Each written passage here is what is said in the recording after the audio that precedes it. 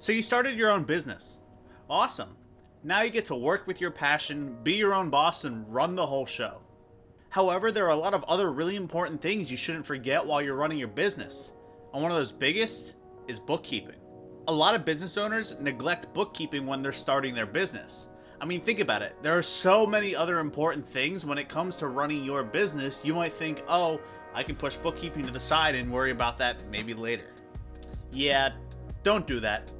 Bookkeeping is a major influence to your company's success. And starting out super organized, it's much easier to transfer those responsibilities to somebody else later on in the future as your business grows. Today, I am going over the 6 steps involved with starting the bookkeeping on your new business. Looking for an easy way to find an accountant for your small business? Head to Ageras.com to receive your 3 free quotes from our large source of trusted accounting professionals. Ageras, finding an accountant has never been easier. The first step? Fairly simple. Separate your business and your personal expenses. That way you know what your business is earning, spending, and what your bottom line net profits are. Step 2, a little bit more complicated, is deciding between single or double entry accounting. Starting off with double entry tracks where your money is coming from in the business and where it is going. Essentially, you'll be recording every transaction twice, picking assets from your credit and putting it somewhere called a debit. Your books are balanced when credit and debit equal each other. The single entry method is recording your transactions once as they happen. Note that double entry is more effective for larger businesses, but single entry is usually preferred amongst smaller ones. Now we're on to step 3, which is choosing between the accrual and cash method of accounting. On the cash basis, you only recognize revenue when you receive it, but on the accrual method, you recognize revenue when it is earned, which is when you have finished a project and written the invoice for it. Both accrual and cash work with both single and double entry bookkeeping. However, single entry is the basis for cash-based businesses. Step 4, pretty easy.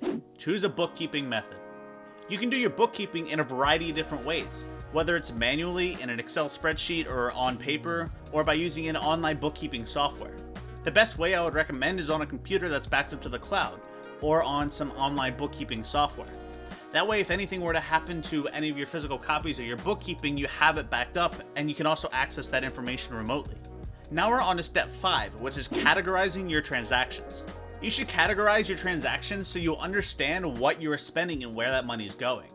Adding categories can also help you understand what tax deductions you qualify for, as not all transactions have equal tax deductions. So adding categories can help you differentiate between different purchases, such as how much money you're spending on office supplies versus how much money you're spending on meals. And finally, we're on to step 6, which is how to organize and store your documents. You should always keep any physical documents in a secure place, such as a locked filing cabinet or in a locked desk. Now, I always recommend transferring these online documents onto some kind of digital platform. That way, if anything happens to the originals, you still have the digital backup. Now, it's really important to understand that there's a big difference between accounting and bookkeeping. I have a whole video on it that you can see at the pop-out banner above. Now, before you begin your bookkeeping, you must decide what kind of bookkeeping method you want to follow. Now, while choosing a method, one big consideration is how much revenue your company earns.